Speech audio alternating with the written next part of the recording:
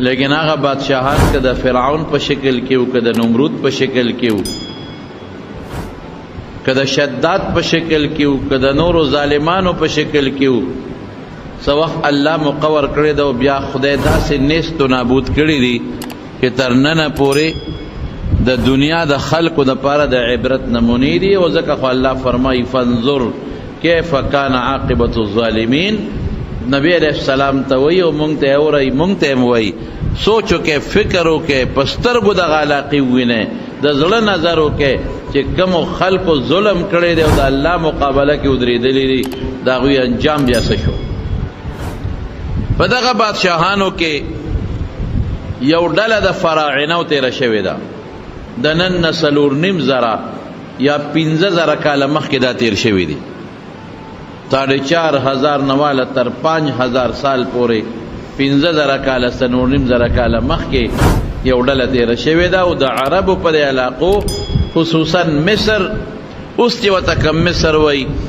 دا هم پکې او د دې نه علاوه نور علاقې د عربو دا هم پکې شاملې وې نو هغوی په دغه علاقه پاتې شوي دي د الوهیت او د خدای درجې ځان له ثابتې کړي دي او قوم ته وی چې موږ ستاسو خدایان یو. او په مخ د ځمکې د جبر او د زور حکومت کړی دی دغه خلکو. ډېره موده د دې حکومت تېر شوی دی او د انسانانو ته مخلوق خدا ته په داسې نظر کتلی دي لکه موږ چې د خرونه یا د سپونه یا د غویانو نه خپل کار اخلو. بیا به موږ چې د خر نه کار اخلي سړی نو څه ناڅه خیط خو به ورته واچئ څه ناڅه ګیا خو به ورته واچئ او د غوی نه که یو سړی کار اخلي لاس پې راکاږي د انور نه یې بچ کوي د ګرمۍ نه یې بچ کوي. ولې ځکه چې دا د پیسو شی دی. دې دپاره ګورې زمونږ دا خلک هم نه کوي چې ما پې کار وکړه ستړی دی راشئ موړې کا نه که دا رانه ټپ شو یا دا رانه وغورځېده دا او یا رانه ټپ شو نو پیسې به مې غرقې شي د پیسو دپاره لګیا دي. لیکن هغې ظالمانو به د خپل رعیت نه داسې کار اخیسته داسې کار لکه یو سړی چې په خر مزدوري وکړي او ښه ستړي شي او بار یې ډیکه کړي چې زه بار مړېږه دقسې خدمت یې ته اخیستی دی.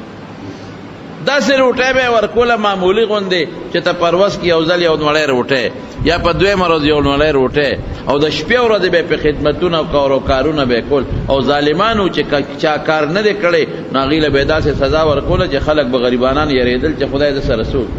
په جمدون یې د سرمن ایستې دي په جمدون یې په کاڼو باندې او په ننګرو کې په کاڼو په صوباړو ډبولې دي او ساګانې تېستې دي. نو چې یو مزدور سره ته دا چلو کې نو نور مزدوران غریبانان یریږي بیا هغوی بیا څه نشي کولی. د فراعنه د مصر د بادشاه لقب به فرعون و فرعون د یو خاص بادشاه نوم نه دی. لکه زمونږ دې زمانه کې چاته وزیر اعظم وایي چاته صدر اعظم وایي چاته صدر وایي چاته جلالة الملک وایي. خو دې زمانه کې چونکې اقوام متحده دا ټوله دنیا په یو صدر کې یو ځای کړې ده نو تقریبا نومونه د ټولو بادشاهانو یو شوي دي پریزیډنټ او صدر دا ورته وایي. هغه زمانه کې د هرې علاقې د هر خپل قوم د بادشاه به یو خپل لقب و. د حبشې چې به کم بادشاه و نو هغه ته به نجاشي وي هر یو چې به نو هغه ته به نجاشي وي او د مصر چې به کم بادشاه و هغه ته به فرعون وي. دا فراعنه د دې جمع ده دا د نن نه 4.5 کاله مخکې تېر شوي دي. دوی څه بعضې څیزونه ځان له جوړ کړي دي چې هغې ته احرامات وایي. د مصر په دوره چې زه لاړم نو ما هغه احرامات وکتل نو د هغې متعلق تاسو ته زه بیان کوم. یو خو د الله د قدرت نښه به ستاسو مخکې شي بل به تاسو ته دا پته ولګېږي چې الله فرمایي قرآن شریف کې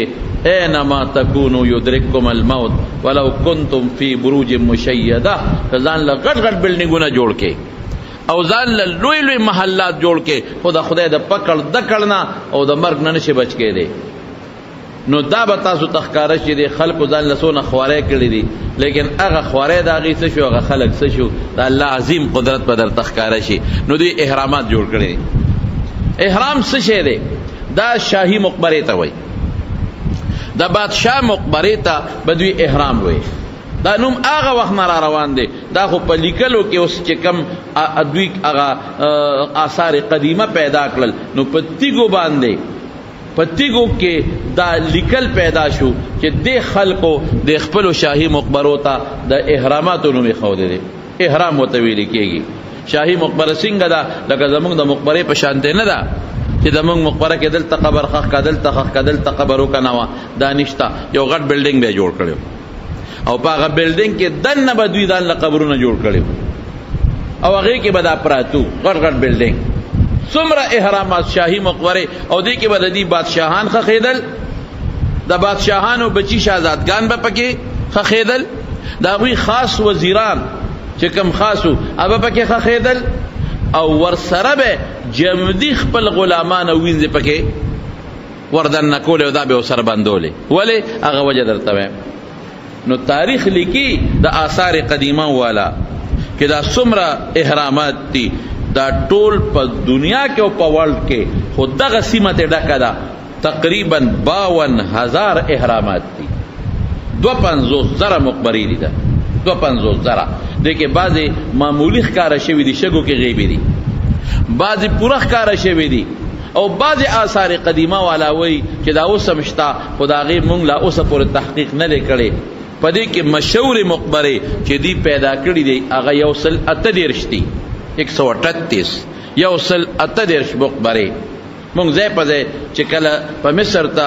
د قاهرې نه ووتلو فیوم ته تلو نو په لاره مونږ بعضې وړې وړې مقبرې د احرامات ولیدل خو غټ درې احرامات دي درې مقبرې غټې دي هغه درې مقبرو له خلک ورځي د هغې باقاعده چې ورځي ټیکټ بالی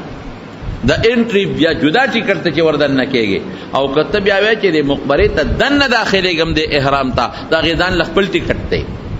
هغې له بیل ټیکټ دی مونږ لاړو مونږ وی چې په درې واړو مقبرو ورتل خو ګران هم دي ټیکټ هم ګرانو خو مونږ وی چې یاره د یو احرام ټیکټ به والو دی کې به دننه ورشو وبګورو چې دننه پکې څه دي او دغه احراماتو کې هلته چې سړی لاړ شي ټیکټ والي نو بیا هغې ظالمان هم دې ته ناست دي ټوله پیسو هم په دې سیس پیدا کوي هلته بیا ټانګې دي نو هغه ټانګې هم داسې جوړې کړې دي چې هغې کې مخکې یو سیټ دی شاته پکې سیټ نشته مطلب دا دی چې ګڼ کسان چې ډېرې ټانګې پکار شي دوه کسان په یو ټانګه کې وړي زیات پکې نه وړي هغې سره باقاعده خپلې پیسې دونه پیسې به در کوم په ما به په دې ټولو احراماتو کې چکر ولګې موټرې نه پرېږدي دغه ټانګو کې به ګرځي بګیا ورته وایي هغې کې به ګرځي دوه کسه پکې کښېني او یو کوچواني هغه هم ظالمان داسې د سره به په دې ټولو کې به دې ګرځوم ښه په دې ټولو احراماتو نه به دې ګیر چاپېره تو کم د دې مقبرو چکر به در کم ماله به دومره پیسې راکې څونه او دونه ټیم کې به در باندې دا چکر لګوم نو هغه ظالمان کله اس پرورو او کله تیز او کله یو ځای ودروه کله بل نو بیا راته وایي چې ستا خو 10 منټه زیات شو ستا خو 15 منټه زیات شو ستا خو نیمه ګنټه زیاته شوه دونه پیسې راکړه او چغې وایي مصریان بیا دونه چغې وایي چې په پورته به ګنې جګړې کوي سړي له حیا راځي چې خدای ظالمه تا خو ما سره دا فیصله کړې وه چې دا ټول به در باندې ګورم او بیا به پیسې غونډې راکې نه نوي فیصله کړې وه خو ټیم زیات واوړېدم د ژبې پابند خلک نه دی د ژبې پابند خبره به ورسره وکړې او د هغه خپلې خبرې نه به رستو کېږي پیسې ډېره زیاته خوښوي سوالګري ډېر زیات دي انتهایي نو موږ هغه ټانګې کې کېناستو چکر یې پکې ولګولې بیا هغه یو احرام ته موږ چې د کوم ټیکټ اخیستی هغه بند و کار پکې کېده نو درمیانه چې کوم احرام دی هغې ته وردن نه شو دا درې احرامونه دي د یو نوم دی خوفو د یو نوم دی دا پکې مشر دی غټ یو دی خافرا او یو دی منکاور خوفو او خافرا او منکاور دا د فرعونیانو نومونه دا یو مقبره او احرام دا یو بادشاہ په نوم جوړه شوې ده دې کې دننه څه دي او دا احرام چې کوم غټه مقبره د احرام ستاسو ذهن کې به اوس هم تېرېږي چې دا به لکه زموږ د پړانګو د مقبرې په شان مقبره یا د تورنګلو د مقبرې په شان مقبره به ستاسو ذهن کې به تېرېږي نه دا یو بلډینګ دی د ځمکې نه تیږې لګېدلې دي ګټې او بره سر ته رسېدلې دي د ځمکې نه والا بره سر ته، او په داسې انداز لګېدلي دي چې هغه ځای نه شروع شوي دي نو څوکې ته رسېدلي دي، د بل طرف نه شروع شوي دي نو څوکې ته رسېدلي دي، نو بل طرف نه شروع شوي دي نو څوکې ته رسېدلي، بره څوکه جوړه شوې ده، څلورو طرفونو نه د تیږې خودې دي، تیږې ګټې بره څوکه ته جوړه شوې ده، څوکې ته رسېدلي دي. څونه اوچت دی دا احرام؟ دا د ځمکې نه هغه سر نه چې شروع شوی دی تر سره پورې 956 فوټه 756 فوټو هغه سر نه چې ونیسې تر څوکې پورې، دا بل سر چې ونیسې 756 فوټ، دا بل طرف چې ونیسې 756 فوټ، دا بل طرف چې ونیسې بره تې څوکه جوړه شوې ده میناره غوندې. او بیا د دې ځمکې نه چې دا کم دی دروازه لګېدلې ده سطح د ځمکې، دا خو هغه پترس دی نو اوږدوالی زیات دی چې نیغ په نیغه اخلي، نیغ په نیغه نو 481 فوټ ته جوړېږي، 481 فوټه. دا یو بلډینګ دی جی، دا ټولې ګټې دي، ګټې څومره ګټې لګېدلې دي هغه هم درته ویم، ګټه څونه ده هم درته ویم، خو په څومره رقبه دا یو جوړ شوی دی، دا یو مقبره دا په 19 ایکړه جوړ شوی دی، 1734 سلور دیرش جربه کې صرف دا یو جوړ شوی دی، 19 ایکړه کې دا جوړ شوی دی، او دا 45 منزله دی یو دنه 45 چتونه دی په دې کې. مونږ خو صرف یو سوړه ولیده، په یو سوړه وردننه شو مقتل، ما چې تاریخ وکت حیران شوم چې دا تاریخ او ساینسدانانو چې کوم تحقیق کړی دی دنه پې ګرځېدلي دي، نو صرف د سیاحینو دپاره یو لاره کولاو کړې ده، یو لاره کولاو کړې ده. هغه لاره هم درته ویم چې هغه په کوم بنیاد ده، دا 45 منزله ده، 45 منزلونه دا په دې کې دي، 45 منزله ده، او دې کې کمرې دي، دې کې لارې دي، دې کې د قبرونو ځایونه دي، دې کې د هغوی چیمبرې دي چې دې کې به بادشاه کېناستېده، دې کې به وزیران کېناستېدل، دلته به آرام کو، دلته به فیصلې کولې. مونږ خو وایو صرف مقبره ده، نه د هغوی لکه څنګه چې قومي اسمبلی حال ته وردن نشي، د سپیکر پکې ځان له چیمبر د ناستې دی، د ډیپټي سپیکر پکې ځان له ځای وي، د قائد حزب اختلاف پکې ځان له کوټه ده، او د پارلماني لیډر پکې ځان له ده، دقسې په دې کې چیمبرې دي، د هر چا پکې ځان له کوټې به وي د شاهي خاندان. او صاحب من څومره کاڼي پې لګېدلي دي، او د کاڼو وزن څونه، اکثریت کاڼي چې دي، اکثریت یو کاڼی 3 ټنه یو کاڼی، یو کاڼی اکثریت څومره دی 3 ټنه، لکه ټن څو منئ 10 منه، نو چې نو 90 لسکم 100 منه یو کاڼی دی. ودرېږه لا مخکې درته نور وایم 3 ټنه یو دی، او بعضې کاڼي الله اکبر 15 ټنه دي، او بعضې کاڼي تاریخ لیکي چې 80 ټنو پورې هم پکې کاڼي شته، دا کاڼي لګولې دي. خو عمومي کاڼي 3 ټنه، 3.5 ټنه او 3 ټنه، 3 ټنو نه واړه پکې نشته، 3 ټنه او 3 شته پکې، خو لکه عمومي کاڼي دا 3 ټنه دي، لسکم 100 منه یو کاڼي. دا څنګه کاڼي دي؟ دا غونډي نه دي، داسې تراشلي دي، داسې چې دې ځای نه ونیسې سره پورې هغسې پیمانه پکې یو شان به ځي، یو پکې بار نشته، یو پکې دننه نشته. او کاڼي څنګه لګولې دي؟ تاریخ لیکي وایي که پلاستیک پکې منځ کې وردننه کې دا اکسرې دا پلاستیک سره دا سړی چې لاس مات شي سړي دننه وباسي، دا که دا پکې وردننه کې دا هم پکې نه وردي، دونه پرېسې لګولې دي. او یو کاڼی د پاسه بل کاڼی داسې لګولې چې هغه پیوند هغه خښتو کې نه چې دا بل پې دا پاسته لاړ شي چې هغه پیوند پکې بند شي، څه ورته وایي خښته چې په خښته وراوړئ چې هغه جوړ هغه درس پکې نه ښکاري، په داسې طریقې دا کاڼي لګولي دي. بلکل چې لاندې نه ګورې مزې پکې دي، یو به پکې بار نه، او کاڼي په منځ کې څه شی نشي وردننه کولی، دومره ټیټې دا کاڼي لګولي دي. او دا کاڼي راوړي کوم ځای نه دي، دی د 800 کیلومیټر لرې ځای نه راوړي دي، 800 کیلومیټر 800 کیلومیټر نه راوړي دي. په څه کې راوړي دي؟ په دریای نیل کې. نو ما ته هلته خلکو وی دا نیل مخکې را دې خوا کې بیده، اوس نیل لرې تللی دی، مونږ هم وی دا بټي کې تاریخ چې مې وکت وي نه د دریای نیل نه دلته کې بیا له چوره اوستې وه، د دره نیل نه چوي راوستې وه نو دا به په کاڼي په 800 کیلومیټر په دره نیل کې راوړي او بیا به په هغه چوه کې دکې ورکولې نو د قدیشي ته به رانږدې کول مشهور خو آثار قدیمه والا دا وایي مشهوره داسې ده چې دی په دغه طریقه راوړي دي او دا بیا کاڼې به یې راوړه په څه باندې دی په کشتو کې راوړي دي کشتۍ خو هسې نه ډوبېږي خو کشتۍ کوم چې دونه وزن شي نو ډوبېږي نو بیا د څاروو سرمنې ګنډلې وې د څاروو سرمنې او هغه داسې ګنډلې وې چې هغه لکه د ټوپ په شان دی وي چې هوا ترې نه وځي هغه سرمنې به یې د هوا ډکولې هغه کشتو ته لاندې تړلې وې چې د دې کشتۍ او د کاڼي وزن شي نو چې د هوا والا شیدونه ترې لاندې وي چې دا ډوب نه شي په داسې اندازې دا دلته را رسولي دی وروړي دي سړی حیران شي چې دی خېجولې څنګه دي دی لګولې څنګه دي هغه زمانه کې کرین خو نه چې د کرین په ذریعه باندې اوچت کړي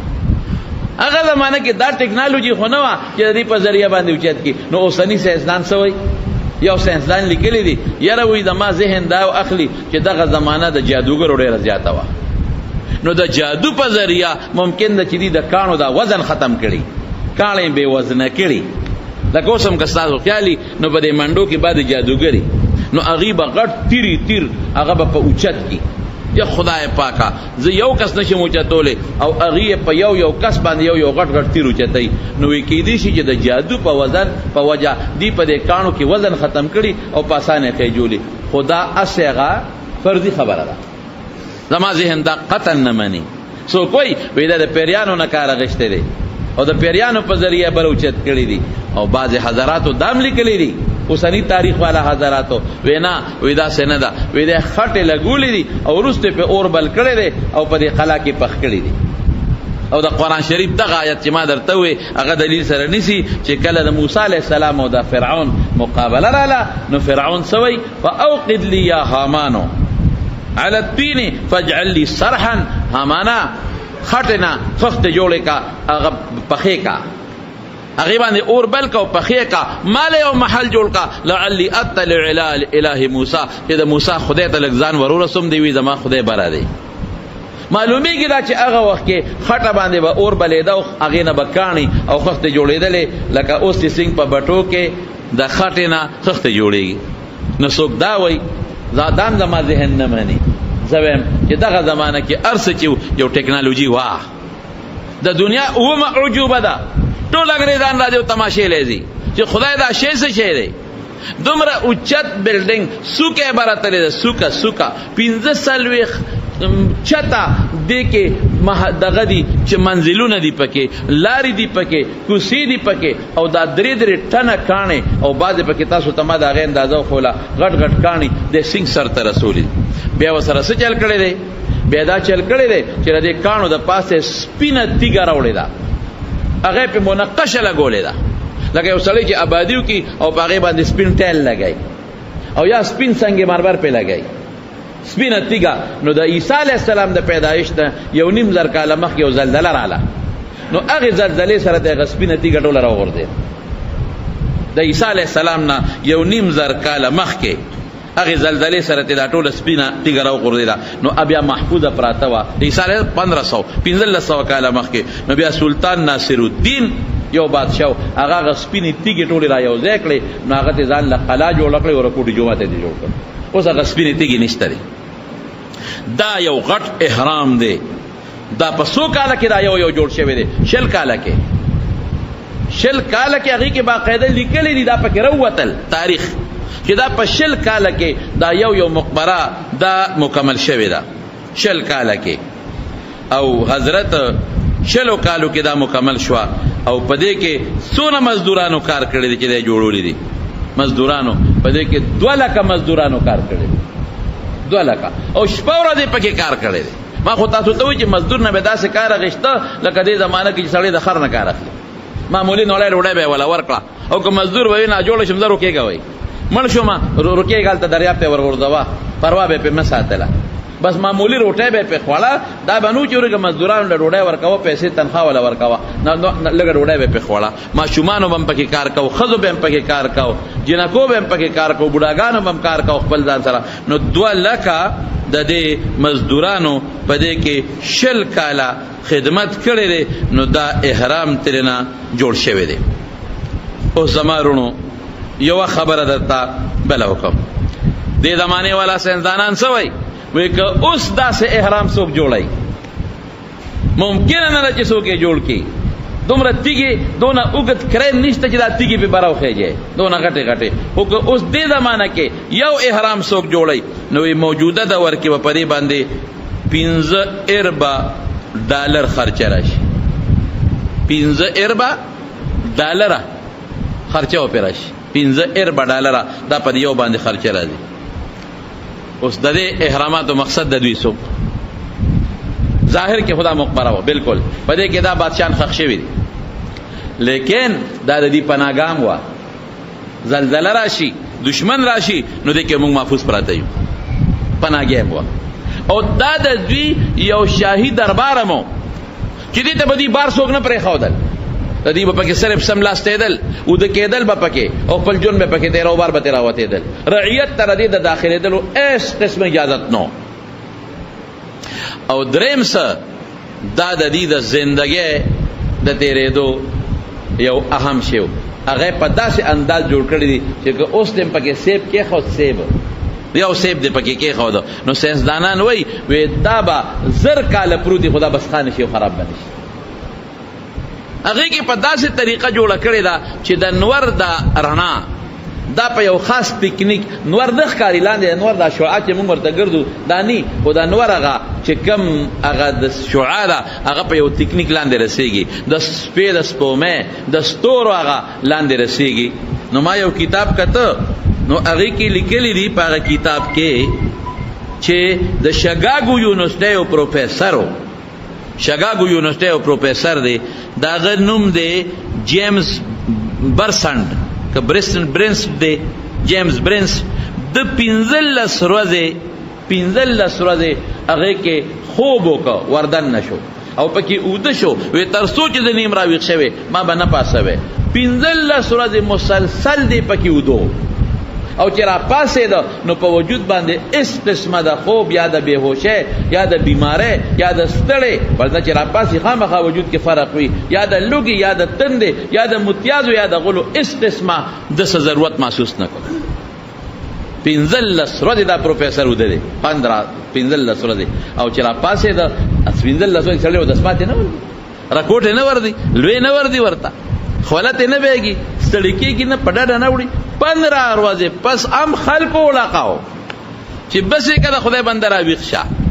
وی ولې تاسو زه ویښ کړم ما کتل چې زه به څومره پورې ودیم چې راویښ شو ته به یې ګڼې 15 منټه مخکې وده شوی نه اودسماتي د غټ نه د رکوټي نه ستړی نه لوږه نه تند. 15 ورځې کې سړی څو نوږې کېږي. دا د شګاګو یونیورسټۍ په 1935 کې 1935 کې. او دا ولې موجوده ساینسدانان وایي وی دې کې یو قسم انرژي ده یو کاسمک وته وایي یو کاسمک یو انرژي یو طاقت په دې کې دننه پروت دی. او دا یو کاسمک انرژي ساینسدان وایي چې دا څومره سړي وجود کې دردونه راځي وی دا یو کاسمک انرژي پکې ختمه شي. سترګو نظر کمزوري کېږي یو کاسمک انرژي پکې وي ختمه شي. دماغ کمزوري شي دغه انرژي ختمه شي. سړی بوډا کېږي وجود کې دغه طاقت ختمېږي. سړی ته څه مشکلات راځي پریشانی راځي دغه طاقت ختمېږي. سړی ته وسوسه راځي دغه طاقت ختمېږي. سړی غوږونه کړېږي دغه طاقت ختمېږي. د سړی غاښونه خرابېږي دغه طاقت ختمېږي. د سړی خېټه خرابېږي دغه طاقت سړی بوډا کېږي دغه طاقت ختمېږي. او دې په دې احرام کې داسې یو تکنیک کړی دی چې دغه انرژي چې دا چې دی ورته یو کاسمک وایي. زه خو پرې نه پوهېږم خو دا کتاب نه مې لیکلی ده درته. یو کاسمک انرژي وایي دا په هغې کې په وافر مقدار موجوده ده. سړی چې ساه اخلي دغه انرژي وجود ته دننه کېږي نو دی به بوډا کېږي نه هر څو ورځې چې پکې پروت دی. د وجود بدل نه کوي هر څونه چې پکې پروت دی. د سترګې نظر به نه کمزوري کېږي د غوږ طاقت به نه کمزوري کېږي. بهر کیف زما وروڼو دا دوی جوړ کړل ځان له یو لوی شی. او عجیبه دا وه چې کم ساینسدان د دې هغه ارکیټیک دی نقشه پیش کړه او په داسې طریقه به دا جوړو نو چې دی جوړ کړه نو ظالم بچي هغه مړ کا ساینسدان هغه ملک الکه دومره قابل سړی وجنه وی دا به سبب بل جوړ کی راشه سړی ختمه وا لیکن ساينسدان خو بچی وي ساينسدانان وي هغه چل بیا زده نو دا نور احرامات پکې جوړ شوی او زمارونو مونږ وردن نشو ایو احرام تا صرف یو لار باندې ما سره حدیث احمدمو زماره ماما زوری دا شاه هغه را سره الله دې خوشاله کی یو بل مرګره دی چې هغه مونږ سره راهبرو غالبا چې هغه را سره وردن نشو نو مونږ چې هغه احرام ته وردن نشو نو لاندې تلو زمکه سطح باندې دروازه وړه شانته لاندې تلو خو هغه لار دومره وړه وا چې مونږ پکې پټی تلو او درې دې پکې نشو نو یو ځای ته مونږ چې لاندې ویخته یو ځای ته ورسېدو نو هلته بیا نیغ شو بیا ځای اوچتو خو دې لاره کې ټیټه وه بر اوچت شو نو خي طرف تم پکې یو حال مونږ ولیده ګس طرف تم یو حالو خو هغه خي او ګس طرف ته حال ته څوک نه پرېښودل نو مخکې وي ځای یاره زما پړه تیاره غوندې شوه هسې داسې نه چې ساسرو نو ما دوی ته تاسو غوښتی زه خو نه ځمه مخکې نه ځمه دا خو لږ بلا ده چې هغه سر ته ځمه دا څه په مصیبت د دنیا نه کټ شو هلکې مې سې وسوسه راغله چې دوی روان شو زه ورپسې روان شو نو بره بیا ختېدو هغه سر ته وختو چې وختو لږ ځای کې بیا پټي ته لاړو یو غټ حالو صرف مونږ پکې دا یو لاره ولیدله یو حال ته ورلو هغه حال سو هغه د دوی د قبر ځای لوی حالو تقریبا یاره دونه خو به تقریبا خدای مې نه خطا کوي خو 25 فوټ په پلنو او 10 فوټه تقریبا یا 60 فوټه 25 باي 30 داسې تقریبا یا 25 باي داسې به 15 فوټه په پلنو او 10 فوټه داسې او برخه مزیدار د ګټو چت ور باندې نو هغه ته مونږ ورلو نو هغه کې د یو بادشاه د قبر ځای اوس یې وستري اوس عجیبګر کې دا بادشاهان پراته دي خو بادشاه چې به پکې خاصه چل به وسره کو مړه تاسو باندې ودما دا خبر ټول داسې ښکاري لکه چې دې په خوب کې لګیا دی عقل نه بار خبرې دي کنه هغه ځکه بادشاه چې به خاخو حیران شي زړی نو بادشاه داسې نه خاخو چې زمکه کې کنده ولو کنه او تابوت به ولا جوړوي کې به خاخو تابوت د سره د کانی دی تابوت د کانی دی د کانی صندوق د کانی صندوق څومره دی تا ته پته چې دغه قدونه زمونږ نه سلیش دولش ته زیاتو او پلنمو او بیا چې صندوق جوړي خو کولاو جوړي کنه نو د کانی ولا تراشل دی هغه نه صندوق جوړ کړی دی کانی تراشل دنه نو صندوق جوړ خو کولاو کا صندوق او د کانی د پاسه بیا سره خو دی هغه سره څنګه دی هغه سر باندې بیا بوت جوړ کړی دی د دوی د خپل خدای بوت په جوړ دی چې هغه سر را نیخ کې کنه نو تا ته به بوت داسې ښکاري چې را نیغې کې خو هغه په د پاسه پروت دی د پاسه په بوت دی باقاعده مخ خېټه لاسونه خپې سینه دا ټول ښکاري نیم وجود د انسان چې دا خپو نه والا په دې میان سړی اتراشي دقسې نیم بوت دا مکمل د هغې د پاسه پروت دی زما ګمان دا دی ما دې ملګرو ته وې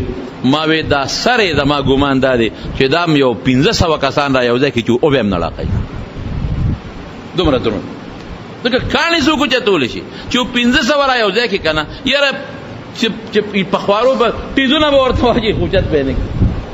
او دا صندوق د کافر بچو دا بس چا پسې راوړی دی په ټنونو صندوق دی که نه په منونو نه دی په ټنونو د کاڼي صندوق دی پکې پروت دی د سنګ را دننه کړی دی د کوم ځای جوړ کړی دی د دلته را دننه کړی سنګ دی دا دلته کې ښودی سنګ دی قسم دی که پکې و اسم نو لیکن هغه ځای کې مونږ خوله نه محسوسوله مونږ پکې ګرمي نه محسوسه کړې په مزېدار پکې ولاړو لوی چتو نو دا بادشاه به داسې چل به وکړو دی به په صندوق کې بند کړ چې مړ به شو او د پاسه به پې دغه سر کېښود او په سر د هغوی د خدای بوت دا به دلته کې دا بادشاه به سنبال کړ د دوی عقیده څه وه د دوی عقیده وره دی بادشاهانو چې روح نه مړ کېږي دا جمدی وي او دا روح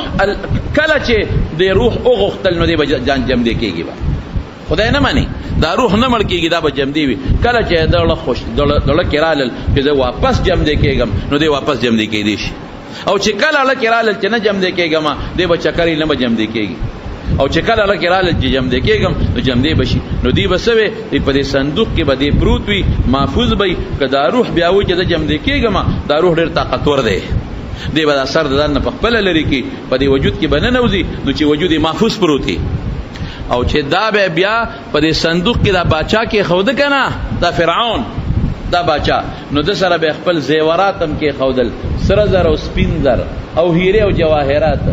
ولی وی بیا چې دی جمدی کیږي نو چې دا خپل کالی ورتای چې رستم د جشنی نقش و نگار او د وینځ به مو سره په دا کوټه کې باندې کړی د غلامان جمدی ابه مو سره باندې کړل دله چې په ډوډۍ په خوله باورچی ابه مو سره بند ک دله چې په کوټه کې جارو والا څومره د خدمتگار جامو انځلو والا دوبی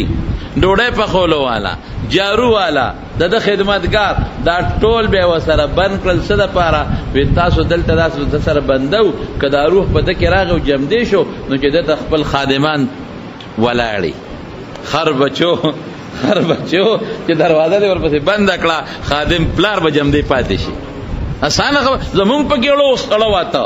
مې چې تو سو تختو سره دې نه چې صحابس پکې نو د اکسیجن څخه کمی پکې نو هغه داسې انداز کې داسې دونه جوړ کړی دي سړی حیران شي چې خدای پاکه زما سوچ دا دی یو ټیکنالوژي دور مخکې تیر شوی دی داسې ټیکنالوژي بنو دا زمونږ د الکترونیک کې ټیکنالوژي کې ده بلکې ما یو تاریخ کته بیګا اغیلا بل څه لیکلی دي هغه مې ذهن بالکل وانه غشتل هغه وی چې په دې احراماتو کې د بجلی د جوړېدو تنظیم مو او دا اغینا اغوی بخار ته بجلی منتقل کولا روشنایی باقاعده او دې کې با چې ماسختن بشو د احراماتو د سر نه با بلفونه بلیدل ټول مصر بچمکاوي دو خو یاره زما ذهن دا شیوانه غشت خو به هر کیف دا یو ټیکنالوژي و په هغه زمانه کې خو مونږ ته پته نشته ځکه څو ځله دا دنیا خدای غرقه کړې ده چې هغه ټیکنالوژي څنګه وه په کم انداز دا کاڼي ښې جوړې دي په کم انداز ځکه سیمټ لنټر پکې نشته سیخ پکې نه دی لګېدلی لرګې پکې نه دی لګېدلی ټوله تیږه ده او خټه ده په کومه طریقه دوی دا بلډینګان جوړ کړي دي نو دا به ورسره ټول دا سره او سپین او نوکران او غلامان او وینځې دا به ورسره بند کړل ولې بادشاه صاحب به بیا جمدي کېږي نو چې بادشاه صاحب جمدي شي نو چې دا خپل کالي او زیورات هم ورته او دی همقسې نقش و نګار کړي او تاسو خپل خدمت هم وکړئ زما وروڼو دا احرامات دي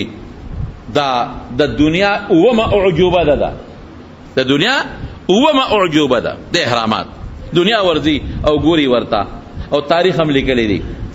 دا به پدې کې دا بادشاہان خاخول دا چې کم د موسی علیہ السلام د زمانه کم فرعونو ولید ابن مصعب ابن ریان مشهور داسې دا چې نومونو کې بعض علما اختلاف هم کوي نو دې پدې کې پروتو دیم پدې کې پروتو بلکې یو خبرم یو تاریخ کې وکتله چې د عیسی علیہ السلام د پیدایش د 1500 کاله مخکې په یو احرام باندې غلو حمله وکړه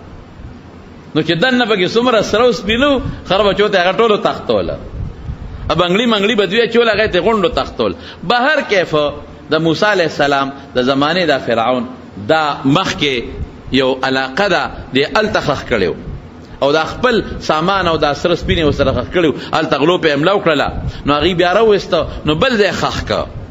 نو الته په غلو املا وکړه ځکه دی وسره خپل سره سپینې خودل نو بیا هغه د احرام ته راوړو نو په احرام کې پروتو نو دا تقریبا 1905 په دغه کې 1898 کې دی بیا پیدا شوی دی دو کم یعنی نور لسو دو اتل لسو اتنوي کې دی پیدا شوی دی اتل لسو ولی قرآن شریف کې رب العالمین فرمایي یو انسان کډیرم سر اوچت کی او ډیرم ته سر اوچت کې لا تمشي فی الارض مرحا انك لن تخرق الارض ولن تبلغ الجبال طولا الله وی ځان پسې خپې منا کاږه او سر نه مکه چې پسینه داسې ګرځي پس مکه کبر سره مګرځا لا تمشي فی الارض مرحا انك لن تخرق الارض کته ځان پسې دا خپې وې کنه مټې وې والله کدا اسمکه وشله اسم نشي کوله او کدا سینه داسې وړي د کبر نه نو اسمان ته سر نشي اوچتوله انسان بسی او د انسان کبر بسی یو غاخ باندې چې دی دل شي ټوله شپه تانه بچي ښځه خوب نشي کولی یو خېټه چې دی دغه شوه بې اعتداله شوه او دل پرې راغی دستونه دي شو ټول کور درنه بیا بېارامئ په خېټه دل دی ما ډاکټر ته رسوی نو کم انسان چې خپل او دسماتې ځای ته نشي رسولی که نه کم انسان چې یو غاښ د دل نه ځان نشي بچ کولی که نه کم انسان چې د یو ماشي د ټک د وجې نه دی ځان نشي بچ کولی هغه انسان بسی او کبر بسی تکبر لویی هغه ذات سره خایږي چې هغه له بیماری نه راځي، مرګ ولا نه راځي، فنا ولا نه راځي، محتاج چاته نه دی، بیماری کې نه، مرض نشتا، ډاکټر حکیم ته محتاج نه دی، بچو ته ښځې ته نشته او نه ورته محتاج دی. هغه ذات کوي ظلم نو ویلی شي فرعون ته ګوره، لویوالي ته ګوره. الله پاک قرآن شریف کې فرمایي د خو د خدای مقابله وکړه، دې څه وایي؟ حامان ماله خټه باندې اور بل کا، خښتې راله جوړې کا، فجعل صرحا یو محل راله جوړ کا، لعلي اطلع الى اله موسی، د موسی خدای سره یو خبره کوم، هغه سره مخامخ کېږم، و انی لاظنه من الکاذبین. دا موسی خو دروغجن دی، زه پې ګمان کوم چې دا دروغجن دی. الله قرآن شریف کې فرمایي فاستکبر هو جنوده فی الارض، تکبر یې وکړ، دا د لښکر تکبر وکړ، مناسب نه و بغیر الحق، دا کبر ورسره مناسب نه و. ده وی زه ستاسو لوی خدای یم، ظالم بچي وی، وظنوا ان، او دی وی چې مونږ به خدای ته واپس نشو، خدای ته به مونږ پیشي ونشي، خدای کم دی. نو الله څه وایي فاخذناه وجنوده، راومنیول سره د لښکره، فنبذناه فی الیم، د دریاب په چپه کې مو وروغورځول، فانظر کیف کان عاقبة الظالمین، وګوره ظالمانو نتیجه وګوره کړه. نو چې کوم وخت کې دی غر کېده که نه، کوم وخت کې، نو الله پاک ورته اعلان وکړه الیوم ننجیک ببدنک، بدن دې بچ کوم، لتکون لمن خلفک آیه، چې د وروستو خلکو د پاره د عبرت یو نشان وګرځئ. نو چې دی پیدا شو نو دولت ډاکټران راوستل چې دا څوک دی، نو چې معلومات یې واغېستل، کوم ځای کې راووت هلته کتبه هم لیکلې وه، دته به رمسیس ثاني وی، دویم نمبر فرعون، ظالم جابر. نو پته ولګېدله بیا د په وجود د پاسه نمکی تهو، نمکی ده، نمکیاتو، ځکه د سمندر بحر قلزمو به مالګیجنې دي، نو هغه د مالګې تهې ته لرې که او د نورم هغې محفوظ که، هسې خو الله د حفاظت ذمه داري اخېستې را، هغوی نورم محفوظ که. هغه مومي چې وي چې دی وله څه دا جوله غوندې پې اچوي چې هغې سره نورم محفوظ شي، نو د مصر په عجبګر کې پروت دی. اوس نور هم ډېر ریستی دي، یو نه دی، څومره ولکه مانا نیس احمده خو یېر دي، 11 دا غټ بادشاهان په هغه عجبګر کې پراته دي، خو هغه جوله یې پې مګلې ده د پاسه، هغه جوله چې هغې سره خرابېږي نه، دا پکې روتې دي او دا په شیشو کې بند دي،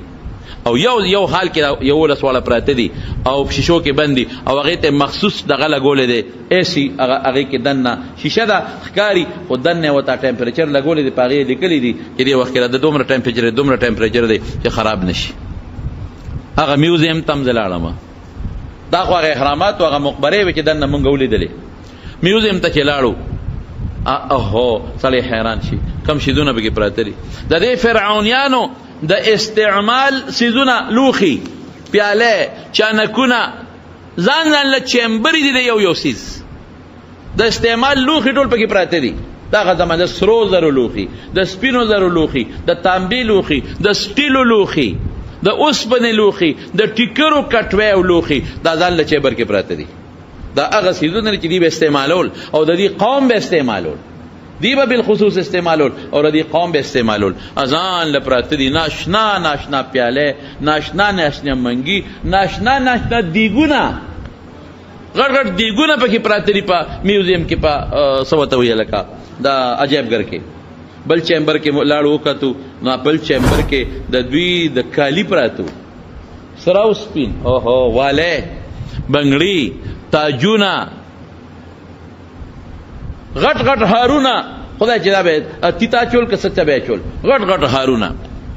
هارونه. یعنی زما د زوی نیس احمد دوله تصویرونه استل چې دا زه وباسم د سیدون له تصویر غیر جاندار شی دی که نه، هغوی پابندي له تصویر به نه وباسم، نه موبایل واخېسته، تصویرونه دې واپس ډیلیټ کړل، ختم یې کړل، وایي دلته پابندي ده.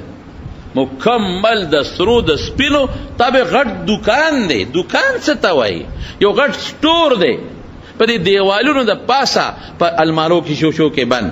او مخامخ شو کې سونه پای کې بند، ټول خلک ګرځي، په سونو خلک پکې چکر لګي، او هغې ته باقاعده لیکلي دي چې دا د بنګړي و موسی علیه السلام ته نه وي، وایي ته غریب سړی، لولا القي علیه اسوره من ذهب، وایي زما د سرو زرو بنګړي دي، ستا بنګړي شته وایي؟ ادمو پښتانه وي خوار مولا ته ګوره، ما سره مقابلې ته ګوره. خوار ملا ته ګوره، ما سره مقابلې ته ګوره. پښتانه وایي نو تاسو دي ما سره دا بنګړي دي لاس کې مې چولې دي، راشه که نه ما سره ته مقابله کولی شي. بنګړي هم پراته دي،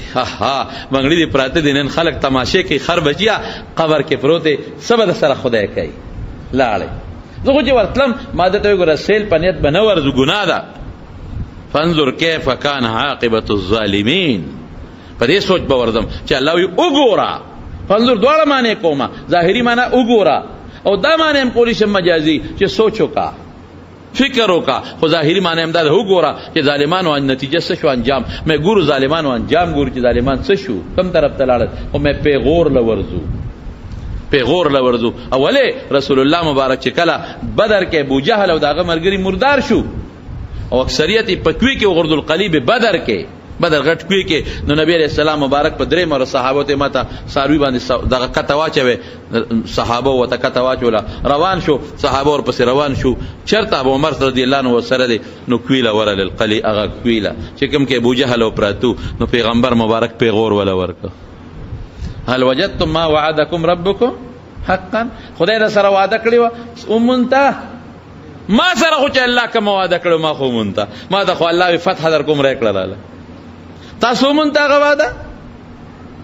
ارمان که تاسو مسلمانان وې اوس به خوشحاله وې که به نه وې خوشحاله.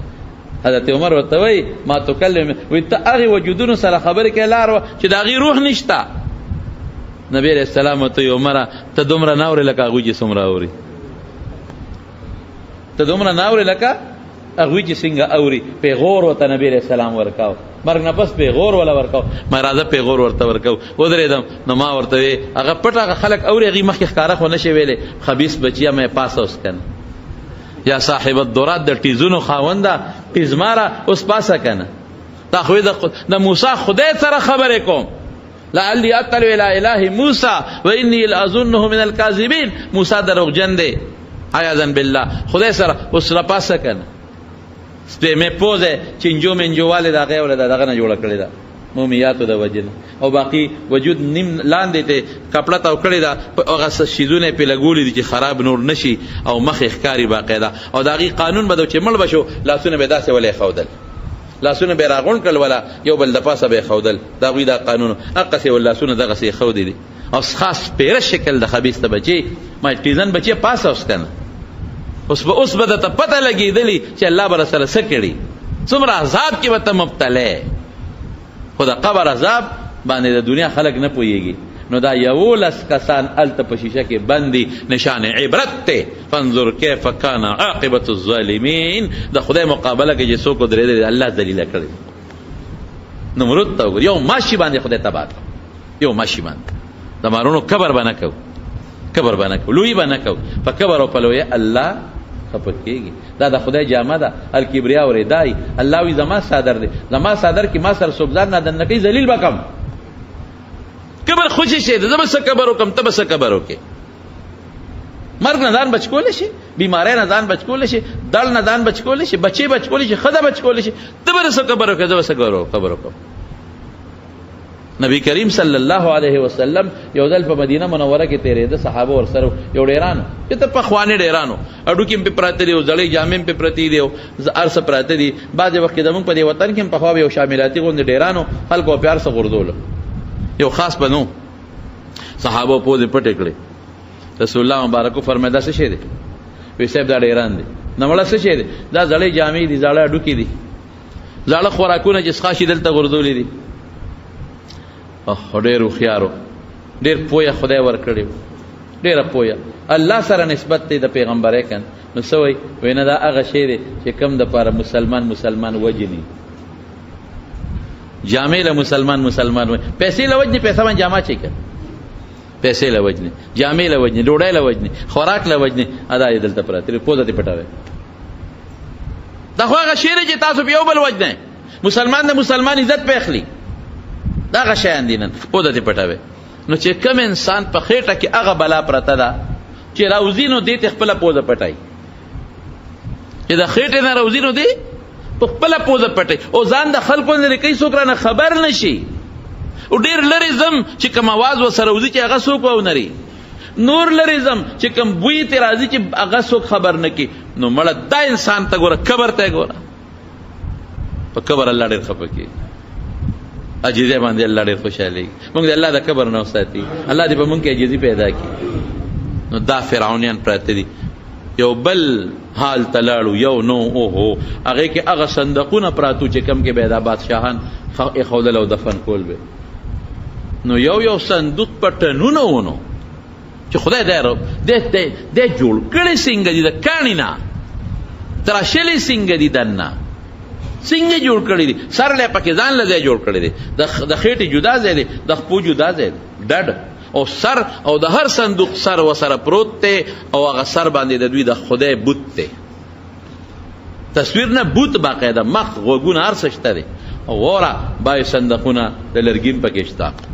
بای صندوقونه د اوسپنې هم شته بای صندوقونه د پیتل او د تانبې پکې شته سرو زرو په شانتې ښکاري او بای صندوقونه د سرو زرو هم شته خبیث بچو پاکستان لرا کې چې زمونږ قصه پیسه مشي چې دا ډکرې کو چې زمونږ دا قصه سمه شي خدای پیسه مکي نو هسې په عجیبګر کې پراته دي د لرګي د تانبې یو نه دی که نه شل نه دي دېرش نه دي بلا شي دي دا ټول صندوقونه د دغې شاهي مقبرو احراماتو نه رایستې دي چې د هغې دریافت کله وشو نو په دې عجیبګر کې پراته دي ګرځې به نو خلاصېږي نه نو لاندې چت کې نو بره چت کې دا صندوقونه پراته دي دا د اوسپنې او د کاڼو د سرو او د سپینو د لرګو د پیتلو او د تانبې او په هر یو د پاسه د دغه خبیث فرعون دې ته به خدای وي د هغه بوت پروت دی د هغه د پلار بوت پې پروت دی او د هغې هغه ډانچې پرتې دي پکې دا ناشنا شاشنا څیزونه دي د هغې زمانې تورې پکې په میوزیم کې پرتې دي میچنې پکې پرتې دي غشي پکې پراته دي زغرې پکې پرتې دي نیزې پکې د هغې پرتې دي د هغې زمانې زینونه پکې پراته دي زانګوګانې پکې پرتې دي تر دې حده پورې چې دوی به په کومه شیشې کوټه کې ناستو د دې ډولی به وي اوهو چې دوی به پکې خر بچي ګرځوله د شیشې چې خدای شیشه قاروره خو مخکې د سلیمان هم زمانه کې وکن خلک اوس ټیکنالوژي ده اوس خو ته په مشین جوړی اب په لاسو شیشې جوړولی اوس خو کارخانه ده او بجلی ده نو ته پکې شیشه جوړی اب په لاسو شیشې جوړولی سلیمان علیه السلام چې کوم وخت کې هغه شیشې دغه شیشه د دریاب د پاسه نه وه خوره کړې دې ته ټیکنالوژي وایي هغه زمانه کې یو دور تیر شوی دی بس خو دنیا تباه شوې ده نو هغه اسباب او هغه حالات موږ ته په نظر اوس نه راځي چې هغه څه شی دی او څه نه دی نو صاحب د شیشې کوټه پای کې کرسۍ دا څه شی دی لکه په هغې لیکلي دا به د دې د بادشاه او د قاضي د فیصلو کوټه وه او دا به اوچتوله وړه یو دی نه به بل دی ته به مزدورانو په نوکرانو وړله مې دغه مزدوران هم خدای پاک بس څه بلا به او ظالمانو دا به یې ګرځول دا ملکه ده د بادشاه ښځه ده اب ځان له یو شی خاتون اول دا پکې خاتون اول ده او دی بچی دی او دی زامن دی خلاصه دا وه چې په میوزیم کې وګرځېدو خو ستړی شو پکې نور پکې نه شو ګرځېدی ما ده ته مې ځای چې دو ته بس مونږ خو د یو عبرت دپاره رالو او د یو سوچ په شکل رالو ځکه الله په قرآن شریف کې فرمایي او لوی عبرت هم ته الحمدلله واغېسته او دا عبرت چې مونږ هم واغېسته دا به انشاءالله خپلو مقتدیانو شاګردانو ته هم ورسوي انشاءالله العزیز دا به ورسوي انشاءالله العزیز او دا هغه عبرت دا دی چې که ځان له دې غټې غټې مقبرې جوړې کړې او په شلو کالو کې دې ځان له جوړې کړلې او ځان له دې غټ غټ بلډینګان جوړ کړل نه د مرګ نه بچ کړی شوې نه د خدای د عذاب نه بچ کړی شوې نه د هغه عبرتي نشان نه